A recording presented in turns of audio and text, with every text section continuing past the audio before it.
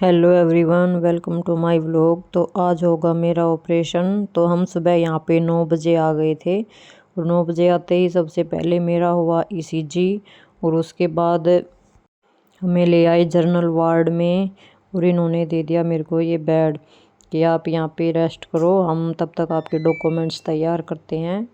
तो हितांश, मोनिश, मम्मी और मेरे हस्बैंड बाहर थे, फिर वो भी आ गए अंदर कि कहाँ पे शिफ्ट किया है। और वैसे भी ये वाला वार्ड तो टेम्परेरी है, इसके बाद मुझे अगले वार्ड में शिफ्ट करेंगे क्योंकि यहाँ मेरा फिर से ईसीजी होगा। और मुझे देखते ही हितांश ने भी पहचान लिया और मोनिश भी मेरे पास आ गया कि मम्मा आप यहाँ बैठे हो। और आते ही मेरे पास आ गई थे दोनों। वो कहते हैं ना कि गलती किसी की होती है, सजा कोई और।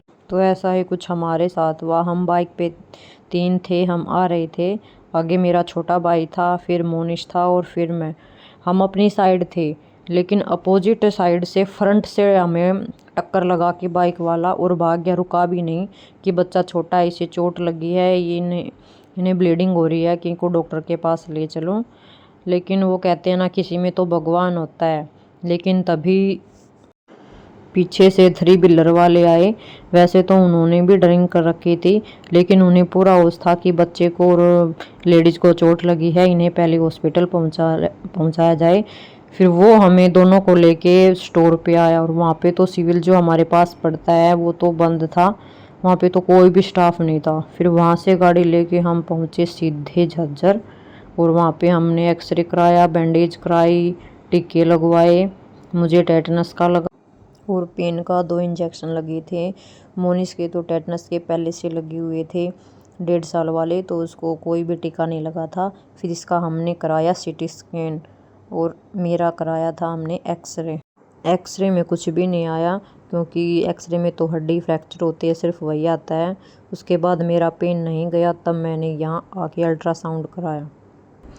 और अब इन्होंने किया है मेरा शुगर टेस्ट आया है 89, क्योंकि इन्होंने बोला था कि 12 बजे के बाद कुछ भी नहीं खाना है।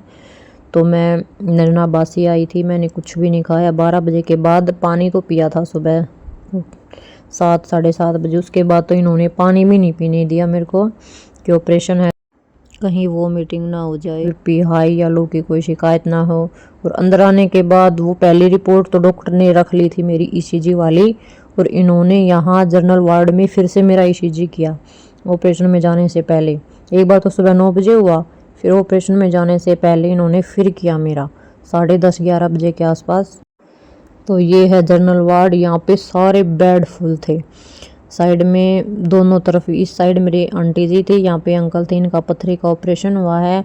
और जो आंटी साइड में थी उनकी पित्त की थैली का, तो सबको ये मान लो सबका ऑपरेशन था आज। और डॉक्टर की टाइमिंग है 12 से 2 बजे। तो मेरा नंबर आएगा 12 बजे। सबसे पहले मैं आई थी तो मुझे लगता है सबसे पहले मेरा ही होगा। और वैसे भी माइनर और जो बड़े ऑपरेशन होते हैं उनकी ओपीडी अलग अलग होती है, तो यहाँ पे सबसे पहले मेरा ही नंबर है।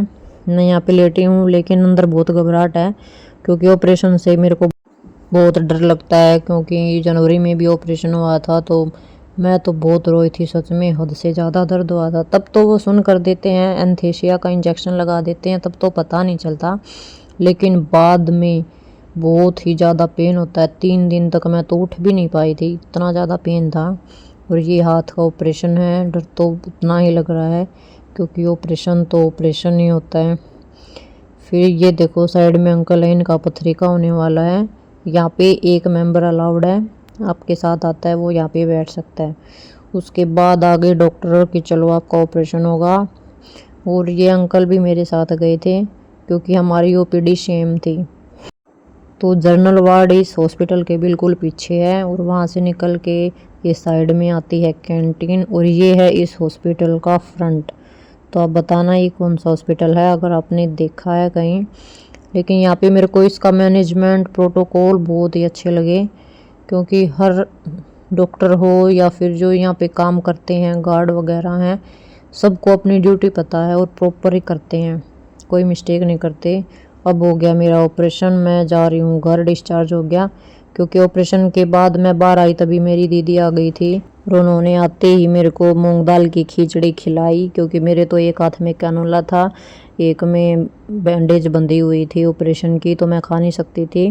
उन्होंने खिलाया। फिर मुझे तो व्लॉग बनाना याद ही नहीं रहा, मेरे को डिस्चार्ज कर दिया। और घर आने के बाद तो मेरे को इतना पेन हुआ बहुत ज़्यादा। फिर मैंने मेडिसिन ली। फिर शाम को ये देखो, मैं अभी आपको दिखाती हूँ, जो कांच का टुकड़ा निकला है ना, कितना छोटा टुकड़ा है देखने में, लेकिन इसे 2 उंगली बिल्कुल भी मेरी काम नहीं करी थी। इसकी वजह से बहुत पेन हो रहा था, क्योंकि ये कांच है तो ये खून की नली में भी जा सकता था डॉक्टर के अनुसार। मैंने तो कभी देखा नहीं था, ये बिल्कुल अंदर था। तो डॉक्टर ने निकाला। और वैसे भी ऑपरेशन थिएटर में तो वैसे भी डर लगता है, तो मेरे को टाँके आए 4। और ये मैं दवाई आपसे शेयर कर रही हूँ, ये वो दवाई है, आपके भी काम आ सकती है इन फ्यूचर। मुझे तो पता नहीं था, लेकिन ये इसे लाल दवाई बोलते हैं। इसका नाम है Mir bromine solution 2% for external use only, इस पे लिखा है। लेकिन लाल दवाई बोलने के बाद स्टोर वाले इसे आराम से दे सकते हैं। ये 40 रुपए की दवाई है। और इतने 3 गुना आराम किया मेरे को। 3 हफ्ते में आराम नहीं होना, इसने वो 5 दिन में कर दिया। तो thanks for watching, bye bye.